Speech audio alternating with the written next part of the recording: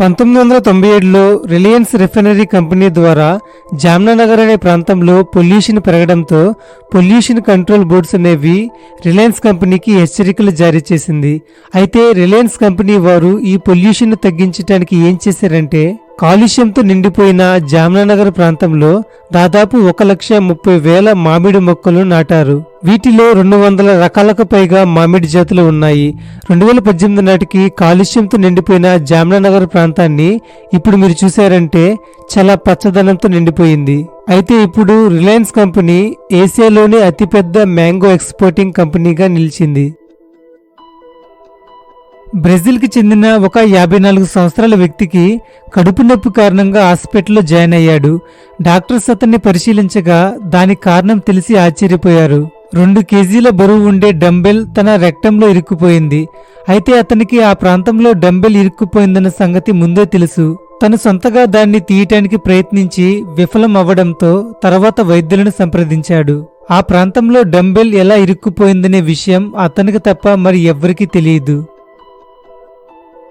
చోరీ చేయడం కోసం ఒక దొంగ డైటింగ్ చేసి ఏకంగా 10 కేజీల బరువు తగ్గాడు.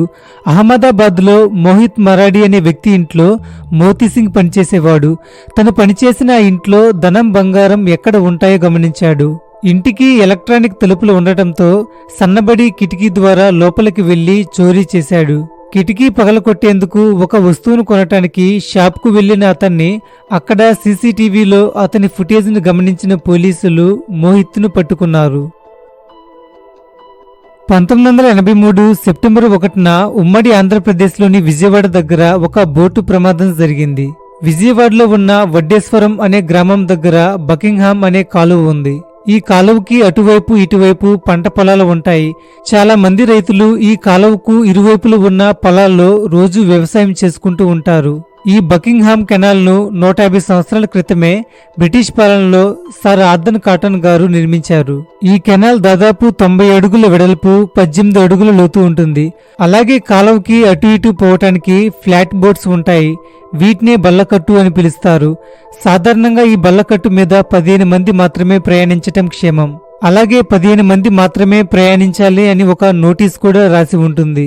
అది 1983 సెప్టెంబర్ 1 వడ్డేశ్వరం గ్రామం చరిత్రలో అది మరువలేని రోజు. ఆ రోజు కాలువ అవతల వైపు పొలాలకు వెళ్లాలని 100 మందికి పైగా రేవు దగ్గరకు వచ్చారు. ఒకరికంటే ఒకరు ముందు వెళ్లాలని స్త్రీలేమి, పురుషులేమి, పిల్లలేమి దాదాపు 55 పైగా బల్లకట్టు పైకి ఎక్కారు. ఇంతమందితో బల్లకట్టును నడపలేనని బోట్ని నడిపే కుర్రవాడు కొంతమందిని దిగమని అడిగాడు. కానీ ఆల్రెడీ బల్ల మీద ఉన్న ప్రజలు పర్వాలేదు, బల్లకట్టు చక్కగా పోతుంది, మేము రోజు ఇలా దాటుతున్నాం, నువ్వు పోనీవు అని సమాధానమిచ్చారు. బల్ల మీద బరువు అధికంగా ఉంది, ఇంతమంది బరువుతో అవతలకు వెళ్లటం అసాధ్యమని నేను పోనీవును అని పట్టుబట్టాడు. అలాగే 10 నిమిషాలు వరుచుకుంటే అందరూ క్షేమంగా వెళ్లవచ్చు అని అతను చెప్పగా ఎవ్వరూ బల్లకట్టు మీద నుంచి కిందకు దిగలేదు. అతని మాటలు ఎవ్వరూ పట్టించుకోవట్లేదు. పైగా పొలాలకి త్వరగా వెళ్లాలని గ్రామస్తులు ఆ కుర్రవాడిపైన కోప్పడి అతన్ని నానా మాటలు అన్నారు.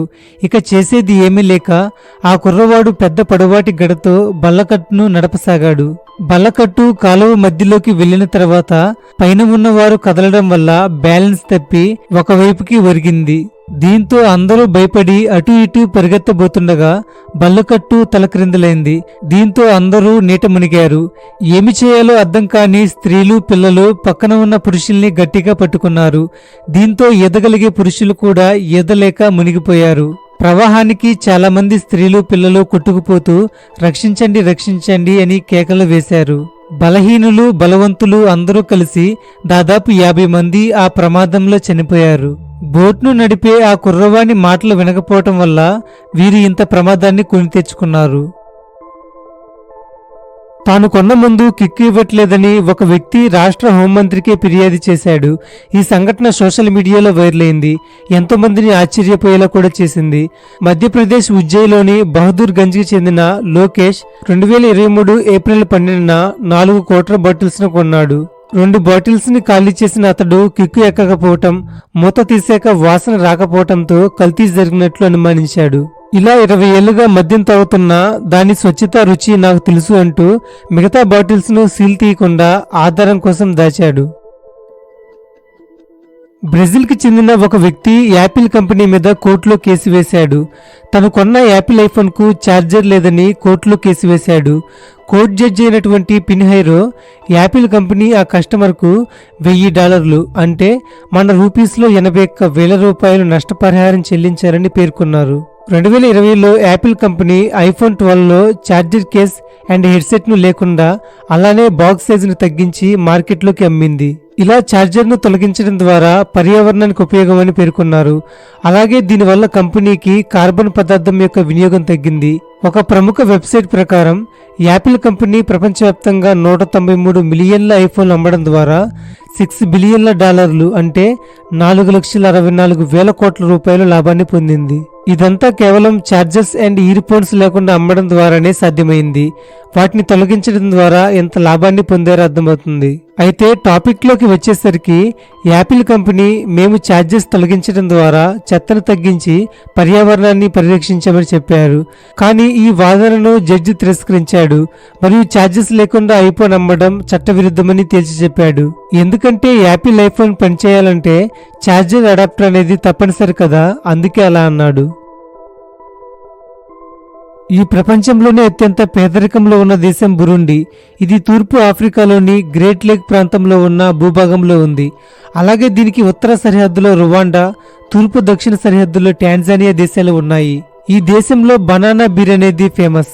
ప్రపంచంలోని అన్ని పేద దేశాల జాబితాలు తీసుకుంటే ఇది నెంబర్ 1 ర్యాంకింగ్స్ లో ఉంది. పేదరికంలో ఉన్నప్పటికీ 1996లో ఒలింపిక్స్ లో మొదటి గోల్డ్ మెడల్ ను సాధించింది. సగటున ఈ దేశంలోని ప్రజల జీవితకాలం వచ్చేసి 62 సంవత్సరాలు మాత్రమే.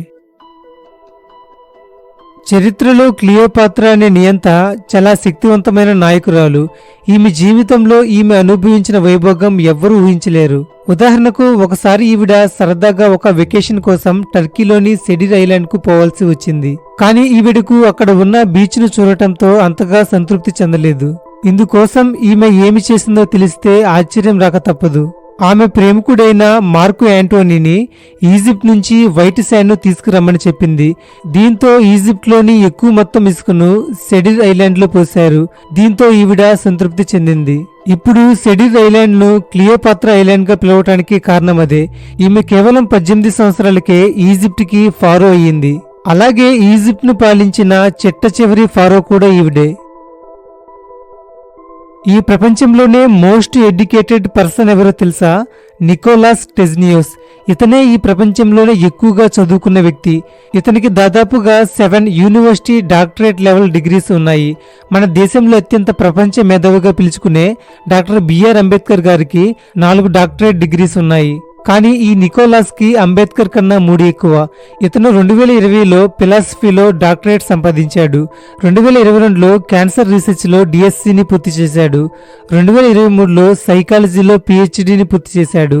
అలాగే ఇదే సంవత్సరంలో డాక్టర్ ఆఫ్ బిజినెస్ అడ్మినిస్ట్రేషన్ పూర్తి చేశాడు.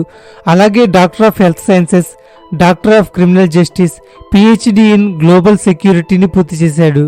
అలాగే 7 సైన్స్ అకాడమీస్ లో ఒక సభ్యుడిగా కూడా ఉన్నాడు.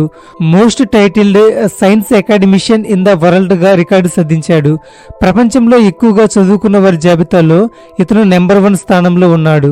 ఇక మన దేశానికి చెందిన అంబేద్కర్ గారు అయితే 7వ స్థానంలో ఉన్నారు. అలాగే మన దేశ 13వ ప్రధానమంత్రి అయిన మన్మోహన్ సింగ్ గారు 26వ స్థానంలో ఉన్నారు. ఇక మైక్రోసాఫ్ట్ ఫౌండర్ అయినటువంటి బిల్ గేట్స్ గారు 29వ స్థానంలో ఉన్నారు. ఇప్పుడైతే అన్ని షాపింగ్ మాల్స్ లో ఫ్రూట్ స్టాల్స్ లో యాపిల్స్ కనిపిస్తున్నాయి. కానీ మొదటిసారి టిబెట్ లో ఎత్తైన పర్వతాలపై తొలి యాపిల్ కనిపించింది.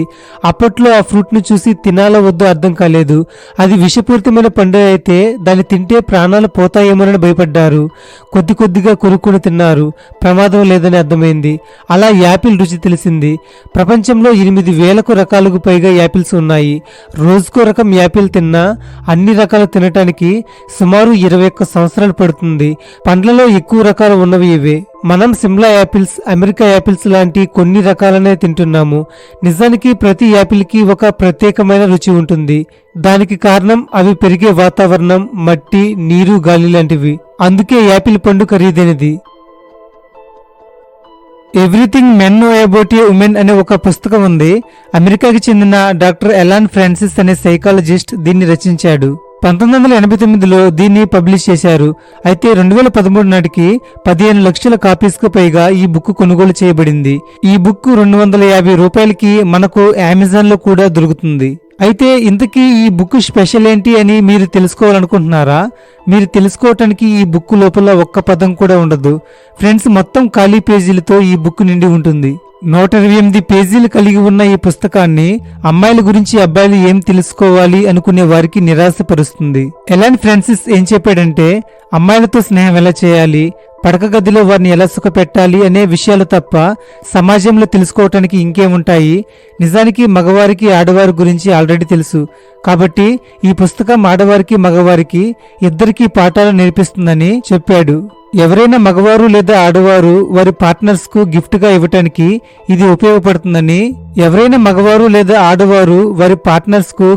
ఇవ్వటానికి ఇది ఉపయోగపడుతుందని చాలా మంది భావిస్తున్నారు. ఎన్నో అద్భుతమైన రచనలు చేసి చాలా సమయం కష్టపడి మార్కెట్లో పబ్లిష్ చేసిన బుక్స్ అమ్ముడుపోవటమే చాలా కష్టంగా ఉంటుంది. అలాంటిది ఖాళీగా ఇలా తెల్ల పేజీలో ఉన్న పుస్తకం మిలియన్స్ కొద్ది అమ్ముడుపోవటం, అదేవిధంగా 5కు 4.2 రేటింగ్ ఉండటం వినడానికే ఫన్నీగా ఉంది. సాధారణంగా 8 సెంటీమీటర్ల పొడవు ఉండే ఒక పెన్సిల్ని తీసుకుని ఒక లైన్తో గీసుకుంటూ పోతే అది సుమారుగా 57 కిలోమీటర్ల పొడవు వస్తుంది. అంటే పెన్సిల్ మైలేజ్ వచ్చేసి 57 కిలోమీటర్స్.